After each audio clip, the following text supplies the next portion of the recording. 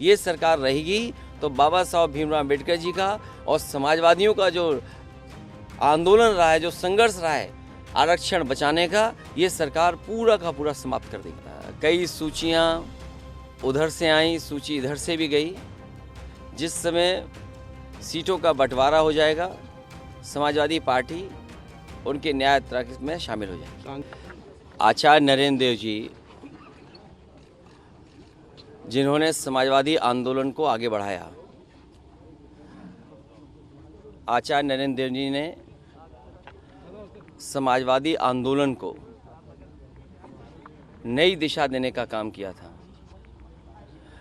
समाजवादियों को बहुत कुछ सीखना है उनके जीवन से। उन्होंने जीवन में जो सिद्धांत दिए हैं उनसे हर बार हम लोग इसीलिए आते हैं कि उन्हें याद कर कर के संकल्प लेते हैं। प्रदेश और देश की जितनी भी समस्याएं हैं, चाहे हमारे समाज की हो, आर्थिक समस्या हो या और कोई देश की, सभी का समाधान अगर निकल सकता है तो समाजवादी सोच और समाजवादी विचारधारा से। और इस संकल्प को दोहराते हैं। हमारी कोशिश रहेगी कि आचार्य नरेंद्र देव जी, डॉक्टर राम मनोहर लोहिया, बाबा साहब भीमराव अम्बेडकर और नेताजी ने जो समाजवादी रास्ता दिखाया है, उसके लिए संकल्प लेकर के चलते रहेंगे। ग्राउंड ब्रेकिंग सेरेमनी के लिए क्या कहेंगे सर? पीएम आ रहे हैं आज यहाँ पे 10 लाख करोड़ रुपए प्रोजेक्ट को धरातल उतारने। उससे महत्वपूर्ण ये है कि लगभग 60 लाख नौजवानों ने परीक्षा लिखी है।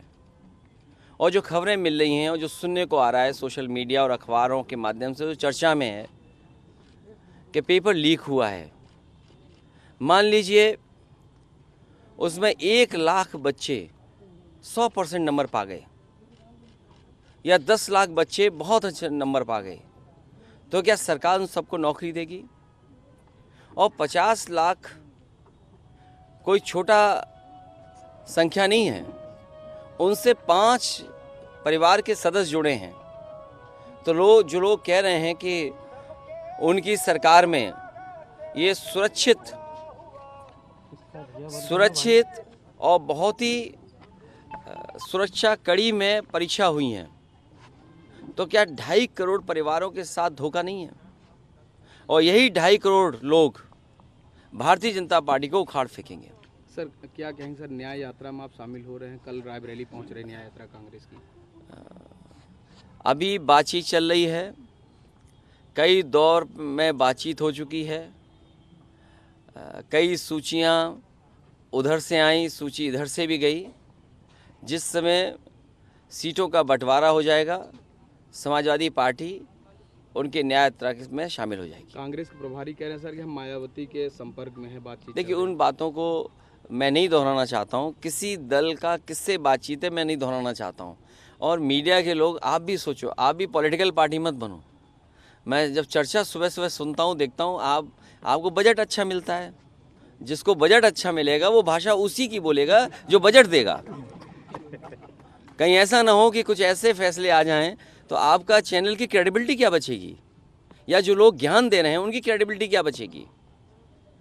जो हो रहा है वो दिखाई नहीं दे रहा उन्हें, जो नहीं हो रहा है वो अपने दिखाना चाहते हो आप, तो आप किधर ले जा रहे हो। इसीलिए 24 का चुनाव महत्वपूर्ण है। संविधान बचाने का चुनाव है, इस देश के भविष्य को बचाने का चुनाव है, गंगा जमुनी तहजीब को बचाने का चुनाव है, भाईचारा बचाने का चुनाव है। और समाजवादी लोगों की जिम्मेदारी सबसे बड़ी है, क्योंकि सबसे ज़्यादा धोखा भारतीय जनता पार्टी ने अगर किसी को दिया है तो वो गरीबों को दिया है। ये जो ब्रेकिंग ग्राउंड सेरेमनी है, ये आज से 6 महीने पहले क्यों नहीं हुई? अगर इन्होंने बजट में पैसा रखा होता और इनकी जो पॉलिसीज़ हैं अगर उसके तहत कोई इंडस्ट्रियलिस्ट आना चाहता तो पहले भी आ सकता था। क्योंकि चुनाव आ गया है, इसीलिए लगभग 50 लाख बच्चों से परीक्षा लिखवा रहे हैं। चुनाव आ गया है, वोट चाहिए है, इसीलिए ग्राउंड ब्रेकिंग सेरेमनी हो रही है। इससे पहले क्या इन्वेस्टमेंट आया है और उस इन्वेस्टमेंट से कितनों को नौकरी और रोज़गार मिले, ये सरकार रहेगी तो बाबा साहब भीमराव अम्बेडकर जी का और समाजवादियों का जो आंदोलन रहा है, जो संघर्ष रहा है आरक्षण बचाने का ये सरकार पूरा का पूरा समाप्त कर देगी। अध्यक्ष जी, स्वामी प्रसाद मौर्य के हवाले से खबर वायरल हो रही है, वो पार्टी बनाने जा रहे हैं। देखिए, उसमें हम लोग देखिए, गलती नहीं है, खबर हम लोग चूंकि देख नहीं रहे हैं, ये इसलिए पूछ खबर रहे हैं। पूछना भी जरूरी है, हाँ। लेकिन इसके साथ साथ जी। जो खबरें आप सुन रहे हैं, हम भी सुन रहे हैं, किसी के मन में क्या है ये कौन सी मशीन बताएगी। सही। और लाभ लेके तो सब चले जाते हैं, लाभ लेके तो सब चले जाते हैं।